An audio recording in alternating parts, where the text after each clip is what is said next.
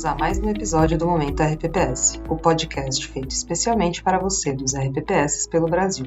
Eu sou a Tássia Natânia, especialista em investimentos do Banco do Brasil, e nesse episódio de 25 de agosto de 2025, vamos falar sobre os principais pontos que foram destaque na semana passada no Brasil e no mundo.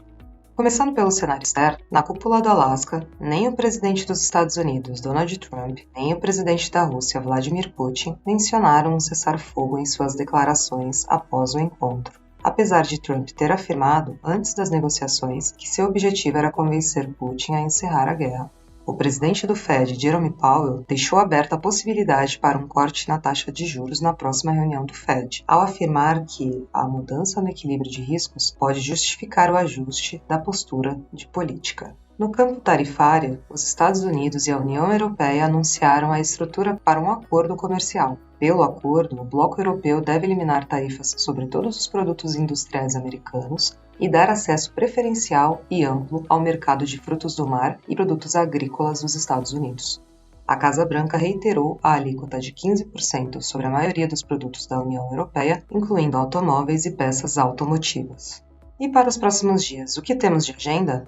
Após o otimismo do mercado com o discurso de Jerome Powell no simpósio de Jackson Hole, que ajudou a consolidar as expectativas de retomada do ciclo de cortes na taxa de juros já na próxima reunião do FONC, marcada para setembro, os investidores devem acompanhar ao longo da semana outros pronunciamentos de dirigentes do Fed, além de dados de atividade e inflação. Também estão previstos leilões de T-Notes com vencimentos de 2, 5 e 7 anos. No campo dos indicadores americanos, o destaque será a segunda leitura do PIB do segundo trimestre de 2025, que pode mostrar uma ligeira aceleração em relação à primeira leitura, impulsionada pelo aumento nos gastos dos consumidores. Quanto à inflação, será divulgado o PCE, cujo núcleo deve indicar aceleração, sugerindo que a inflação pode estar sendo pressionada pelas tarifas impostas pelo presidente Donald Trump. Além disso, os dados de renda pessoal e gastos pessoais podem sinalizar um consumo ainda robusto, após um início de ano marcado por incertezas. E no Brasil, como foi a semana? O diretor de política econômica do Banco Central, Diogo Guilhem, voltou a defender uma política monetária contracionista em um ambiente de expectativas de inflação desancoradas, mas admitiu a ocorrência de sinais de desaceleração econômica e da inflação. Segundo Guilhem, os diretores do Banco Central estão avaliando qual é a taxa de juros apropriada e, uma vez que isso seja definido, ela ficará parada por tempo prolongado.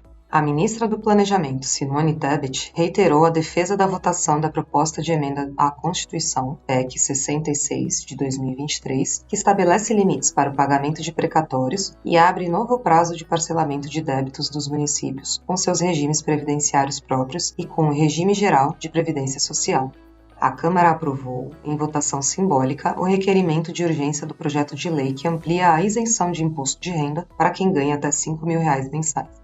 Qual a agenda para essa semana no Brasil? Internamente, os investidores seguem na expectativa pela votação no Congresso da medida provisória que busca apoiar empresas afetadas pelas tarifas elevadas impostas pelos Estados Unidos.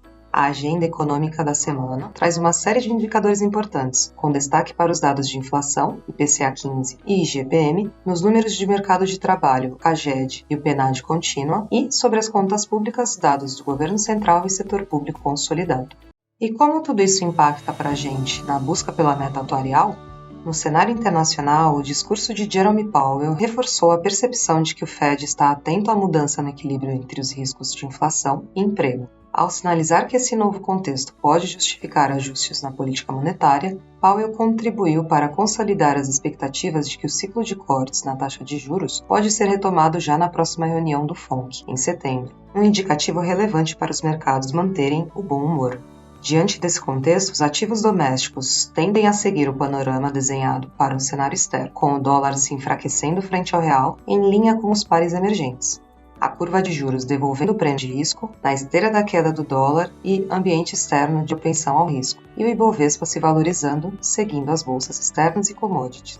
Mantemos sugestões conservadoras para o segundo semestre desse ano, com foco nas alocações pós-fixadas em CDI. No artigo 73A, os fundos indicados são BB Referenciado DI Perfil, BB Renda Fixa Institucional e a novidade para o segmento de RPPS, o BB Renda Fixa Corporate Bancos. No artigo 75B, voltamos a destacar a reabertura do BB Espelho Regia Institucional Equilíbrio 30, juntamente com o BB Espelho Sul América ASG, ambos fundos de crédito privado.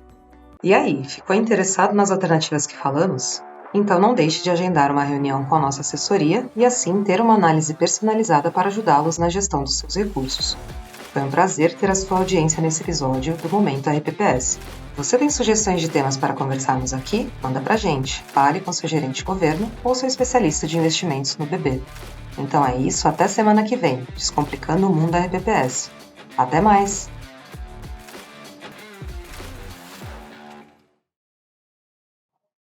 Conforme padrões da Anbima e aderentes às resoluções da CVM, seguem avisos obrigatórios antes da decisão de investimentos. Leia o prospecto e regulamento dos fundos antes de investir. Rentabilidade passada não representa garantia de rentabilidade futura. Fundos de investimento não contam com cobertura do FGC, Fundo Garantidor de Crédito, do gestor ou administrador. Para avaliação da performance de um fundo de investimento, é recomendável a análise de no mínimo 12 meses.